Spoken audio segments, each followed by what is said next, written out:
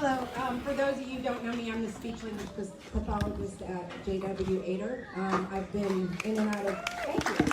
I've been in and out of the Rantoul area. I have family here, and I've worked in several positions in almost all of the schools. So I know Rantoul well, and you're going to have to forgive me because I am a little more Malcolm X than Martin Luther King Jr. Last night I watched on Facebook Live as a black man indicator was pulled out of his car by police at gunpoint because he matched the description of a black man in a white car carrying a gun.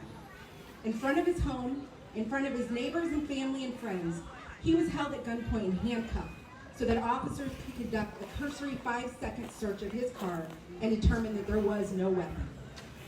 I had another speech planned today, but I watched a man and a community be disrespected and degraded yet again.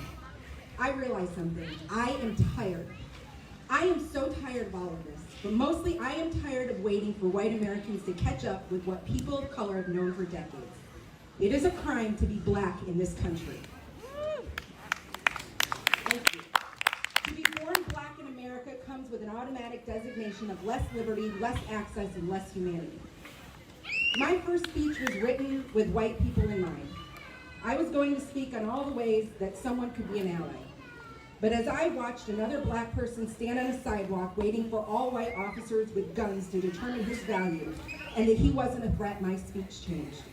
So this is for the people of color in the audience. I am ashamed. I am ashamed that a school system with so much diversity, like JW Ader and the elementary schools, has an administration that has failed to formally and publicly acknowledge that Black lives matter. Whoa. I am ashamed because our lives matter. We have been shouting at the top of our lungs, and the least you can do is acknowledge us. But more than that, you can count to us. What have you been doing to hire more black people of color? What have you done to increase community and parent involvement? A predominantly white administration overseeing children of color is a problem, and we pay you to fix it.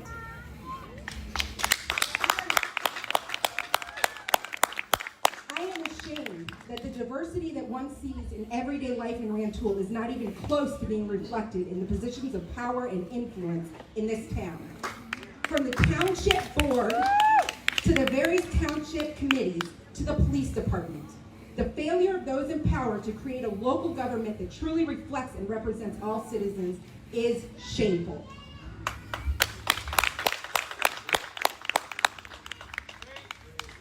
The people that hold positions of power in small towns like Rantoul want us to pretend that nothing has changed so they can continue on with business as usual. So they can continue to make the decisions that affect our lives and maintain the control that has made them the authority. But we know otherwise. Everything has changed. The balance of power is tipping. Seats at the table are no longer reserved for the wealthy and the white.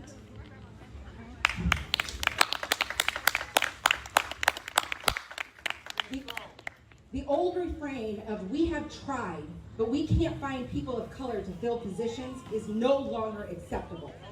I have heard that from everybody in this town over and over again, and it is shameful.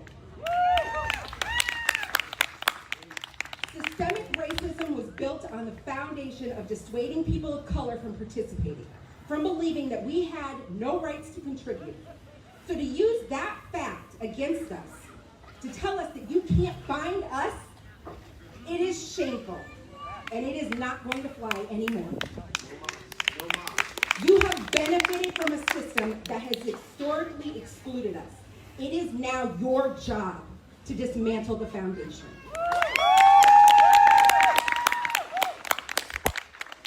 And you are correct about one thing. Perhaps we have been quiet for too long. Maybe we have allowed you to run our towns without scrutiny. When we have a township council that is more concerned with the liberty of people who choose not to wear face masks during a pandemic than they are with the liberty of black people and brown citizens, then maybe it's time that we start calling you out by name. Maybe we need to question if you are up to the task of running Monticello.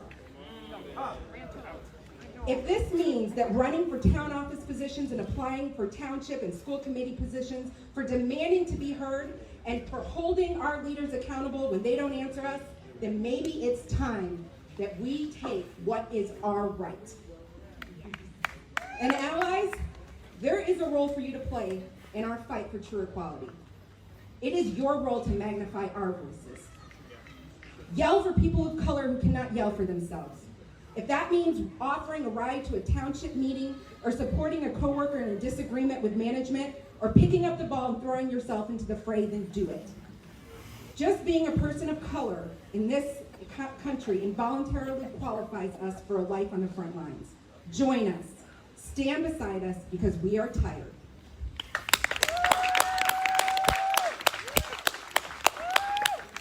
We are tired of patiently explaining that a police officer's job is not more important than our life.